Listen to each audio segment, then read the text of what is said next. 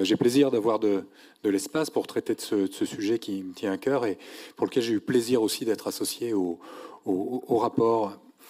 Nous ne devons plus aborder la forêt sous l'angle de la gestion d'une problématique ou de l'optimisation d'une ressource.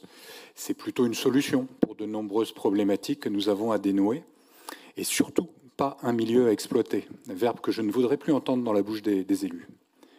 Nous devons nous rendre compte de tous les apports de la forêt, au-delà de sa dimension économique, évidemment, et nous rendre compte qu'en lui portant attention, c'est à nous-mêmes que nous rendons service.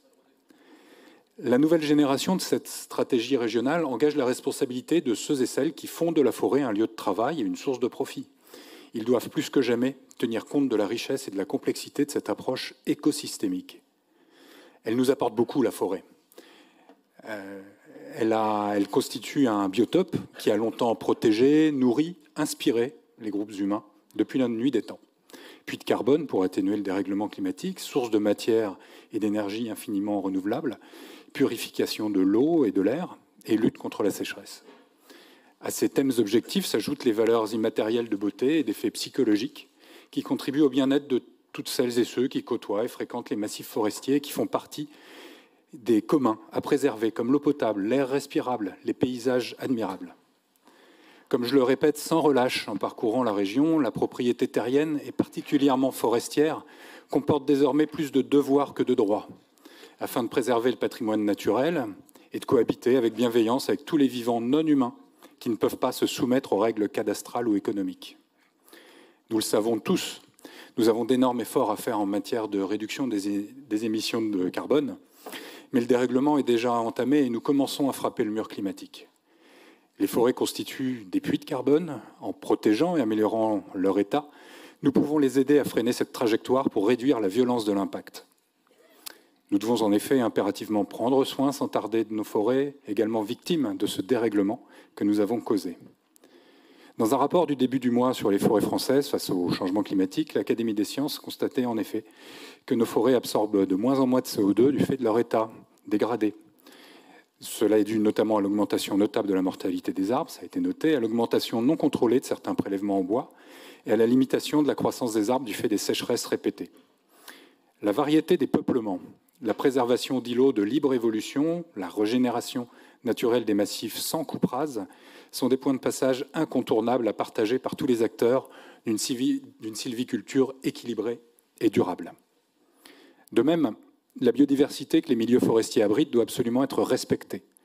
Insectes, oiseaux, mammifères, champignons et micro-organismes sont les infatigables auxiliaires de vie des arbres.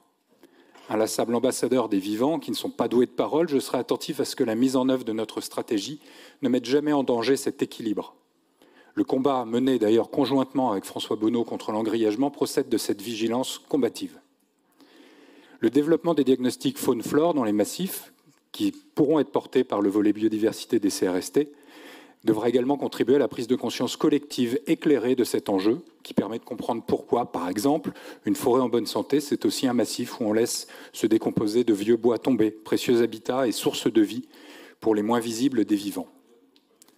Pourtant, ces efforts portés par la région et l'action des associations d'éducation à la nature, de préservation de l'environnement, des professionnels et des propriétaires de plus en plus éclairés pour protéger et renforcer notre forêt risquent d'être vains si l'État abandonne toujours plus ceux qui la soignent et la connaissent le mieux. Je veux parler ici de l'Office national de la forêt. Elle gère dans la région 12% de la superficie forestière, certes, mais joue un rôle de recherche et de prescription plus vaste encore dans la surveillance sanitaire et l'expérimentation de nouvelles conduites sylvicoles adaptées au changement climatique. Il est donc incompréhensible que la politique gouvernementale menée depuis des années soit de saborder cet organisme. En 20 ans, 5000 postes y ont été supprimés, soit près de 40% des effectifs. La suppression de 500 postes d'ici 2025 est encore programmée, accompagnée d'une privatisation rampante de l'organisme qui le met face à des exigences de rentabilité difficilement compatibles avec les enjeux de biodiversité et d'adaptabilité et qui positionne ses agents passionnés dans des situations d'inconfort, voire de souffrance.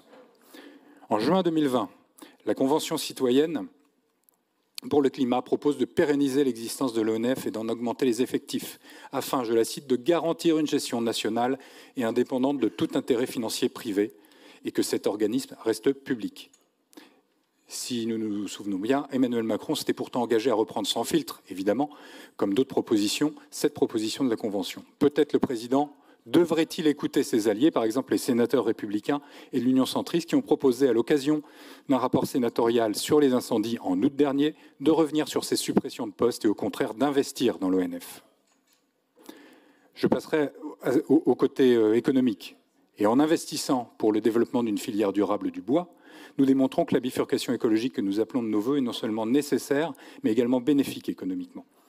L'action 16 de la stratégie favorise le développement de l'usage de matériaux biosourcés, du bois en particulier. Ma pratique professionnelle et les retours positifs qui me reviennent de ce qu'on a pu construire avec mon équipe, à Cormenon, à Courtenay, avec ce matériau fabuleux, me confirment que le bois est l'avenir pour des constructions saines et économes. Si cette bifurcation est bien engagée, celle de la transformation du bois est plus en souffrance. La France est un pays exportateur de bois non transformé, ça a été développé tout à l'heure. Il faut retrouver des circuits beaucoup plus courts qui, souvent en milieu rural, sont à la fois des facteurs de développement économique, mais aussi de bien-être pour les populations.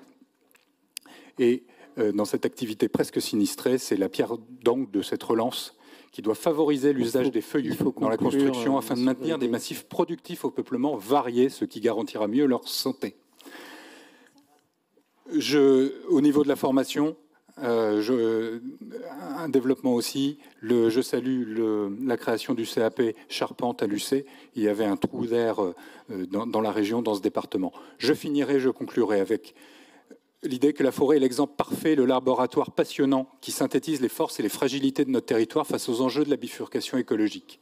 Elle porte tous les enjeux de la symbiose entre l'humanité et toutes les autres formes du vivant. Cette stratégie s'inscrit dans cette problématique. Dans cette logique, la COP régionale réunie autour de la thématique bois-énergie a abouti l'année dernière à une doctrine partagée entre forestiers et naturalistes.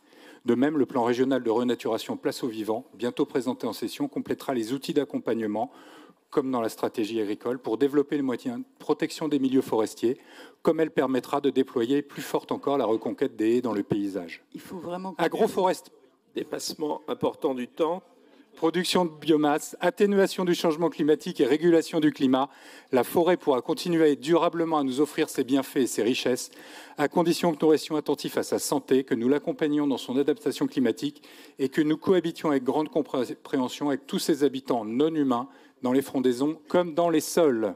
Merci.